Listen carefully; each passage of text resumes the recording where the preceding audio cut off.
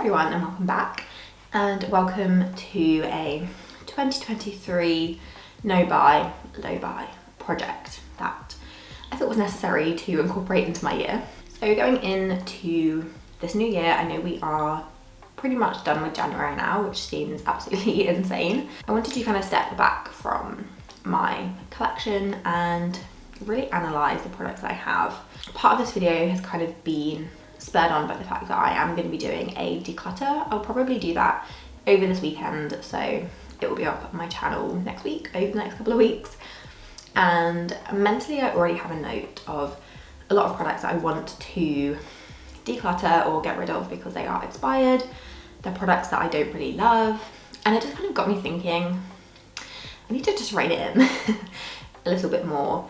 And I think that can probably be said for a lot of other people as well. The market is so saturated at the moment, and you know, brands are closing because they can't keep up. So as a consumer, how are you meant to keep up with all of the new launches and just all of the newness that we see all of the time? So it just got me thinking. My dog has walked in, if you can hear her pitter pattering about. So it just got me thinking, I think it's time to set myself some boundaries, set myself some rules, some guidelines that I can stick to throughout the year that are going to cap my spending and ultimately going to help my collection to stay nice and condensed and a little bit more minimal. I hope that you do enjoy this kind of video. I do have some no buy categories and some low buy categories, so we'll kind of explain, you know, which products I've kind of put into each category as we go through the video. So I hope that you enjoy this kind of video. I will probably track my progress out the year as well, just so that we can have a bit of a check-in midway through the year, and then at the end of the year as well, to see how I did, if I achieved the goals that I wanted to. So yeah, I hope that you enjoy. If you do, don't forget to hit the thumbs up button and subscribe if you're not already. And if you want to hear all about my no buy and low buy for 2023, then just keep watching. So I'm going to start with my low buy categories, and there's a couple where I'm going to do kind of like one in, one out policy, which I already have in place for one makeup category, product category, and I want to replicate that into other areas of my collection as well. And I think it's important in these videos to be realistic as well, and that's why I've placed the categories that I have into the low buy section and not the no buy. If you consume any amount of content, whether that be on YouTube, Instagram, TikTok, you're being shown new products every second, every day, and you're being told that you need those products. You know, they are the best, they are going viral, oh my god, amazing, you don't have anything like it in your collection. I can guarantee you have multiple things like that in your collection. And don't get me wrong, I love, you know, a new shiny piece of makeup, but I think I'm getting to the point now where I need to look at my collection first and just ask myself, okay, am I adding something new to the mix here? Is this something that I don't already have in my collection? And if the answer is no, and it is a new product, or perhaps I've run out of something and this is going to be a replacement, that's great, and I'm going to allow myself to purchase that and add that into my collection. If it is the, you know, 6th doe foot concealer that I have purchased that month, then maybe that's where I just need to step back and think, you know, I have 5 other lovely creamy doe foot applicator concealers that I love. Why am I buying another one? Because, you know, they're just not going to get used. So that does bring me nicely onto the first category that I'm going to put in my no buy, in my low buy, which is concealer. I know that when I do my declutter, oh, Winnie. I know that when I do my declutter this weekend, mentally in my head I have a note of all of the concealers I'm going to be getting rid of because they are too old. They are expired, okay? They should not be going near my eyeballs. So out they go. And that's really disappointing because I really like concealer. It's a product that I use every day. If I'm not wearing foundation, I will be wearing a concealer. And I think that's where I got a bit carried away. And there's quite a few that I've hit pan on. So my RMS, my Glossier, and my NARS pot concealers, I've hit pan on all of those. So I know that there's going to be a couple I am going to be finishing up in the first half of this year. So I am going to allow myself a concealer purchase in the first half of the year. And then also, I also used up my Rose Inc concealer not that long ago. Well, I say used up, it expired and it separated, just wasn't usable anymore. So that's another concealer that has left my collection fairly recently. So I know that there will be, over the course of this year, a couple of gaps to fill. So I'm going to cap this at three concealers for the year. So I'll probably buy one when I finish up a couple of my pot concealers, just to replenish those. And then I will also buy a kind of creamy doe foot concealer as well, because I don't currently have one in my collection that is A, in date, and B, that I'm really, really loving. And then I've kind of left one spot open because there are quite a lot of brightening concealers that have been released. Rare Beauty have just released one. I know that Fenty Beauty have one as well, which are more kind of brightening correctors, not so much a traditional full coverage concealer. So I've left the spot open because I am intrigued about that product. And again, it's something I don't have in my collection already. So first low buy, concealers. Capping it at 3. We'll do a mid-year check-in to see where I'm at. And then obviously at the end of the year as well, I will do an update. So my 1 in 1 out policy that I'm going to implement across my collection, I already have that kind of in place for my setting spray. Earlier last year, I finished up my e.l.f. hydrating setting spray, the coconut one. I then repurchased it with the Charlotte Tilbury airbrush. I don't plan on buying another setting spray until I have finished my Charlotte Tilbury airbrush setting spray. That is because setting sprays, for me, I want them to do one job. I want them to just refresh my makeup, kind of melt my powders in if I'm wearing powder or a heavier foundation, and I want them to just set my makeup and extend the wear. My Charlotte Tilbury one does that by the bucket load, so I do not need to buy another setting spray, and I don't plan on buying one until I finish up my Charlotte Tilbury airbrush. So the next category that I want to implement the 1 in 1 out policy is going to be brow products. I have my brow routine. I have quite a few brow gels open at the moment that I want to try and work through. I have a couple of brow pencils that I want to work through, and I just don't need a lot of brow products in my collection. And I have a couple of brow pencils that I'm using up at the moment. Once I finish those, I will go out and buy a new brow pencil.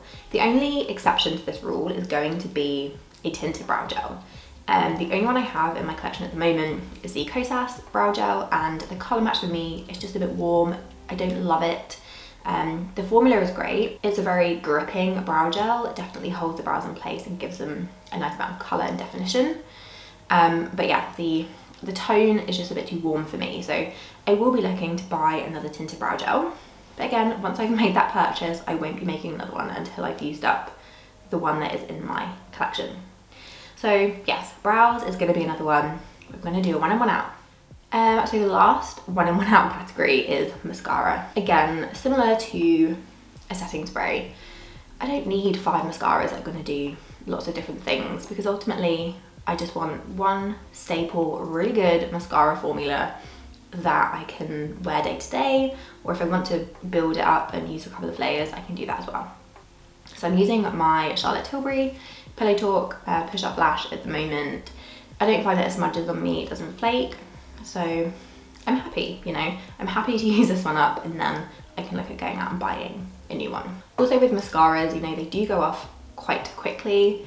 The formulas can dry up within 3 to 6 months, so there's really no need to have a library of mascaras in your collection, because they're just going to dry up, they're just going to go bad, and you're not going to be able to get the use out of them. So those are my low buy categories.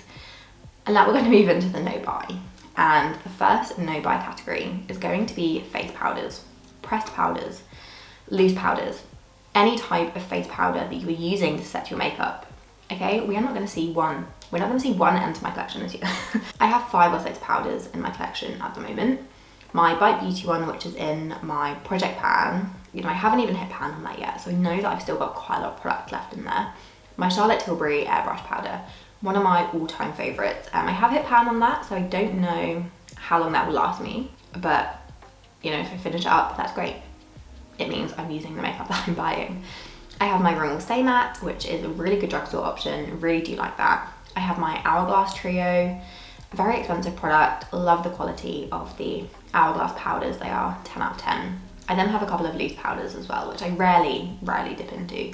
So there's a lot of powder there, and I use a very small amount of powder on any given day. You know, I'm not super oily, so I don't feel the need to constantly have a powder in my bag to touch up. I'm not someone that bakes my makeup or anything like that, so I'm not using an excess of powder. So I know that these powders are going to last me throughout this year and probably way into next year as well. So I do not need to be worrying about my powder consumption. Yeah, so that's my first no buy. My second no buy is going to be monochromatic eyeshadow palettes, specifically purple eyeshadow palettes. I have 2 monochromatic purple eyeshadow palettes, one from Huda Beauty, one from Colourpop. Where am I wearing purple eyeshadow if it's not for a video or to create content on my Instagram or something like that? You know, I'm not wearing a purple smoky eye to the office, believe it or not. And obviously people do like colourful eyeshadow, and that is their staple day-to-day look, and that is fine, but that is not me.